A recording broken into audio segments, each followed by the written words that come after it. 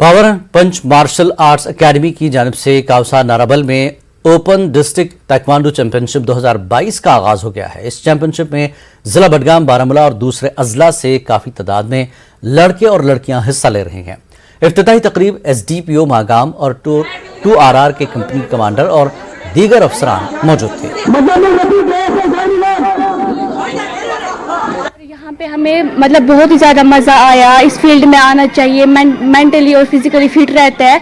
यहाँ पे आना चाहिए और बहुत ज़्यादा फ़ायदा है इस ताइक्वांडो में। डिस्ट्रिक्ट से, डिफरेंट स्कूल से, डिफरेंट क्लब से यहाँ पे बच्चे आए हैं। एटलीस्ट 250 पार्टिसिपेंट्स है यहाँ पे सर।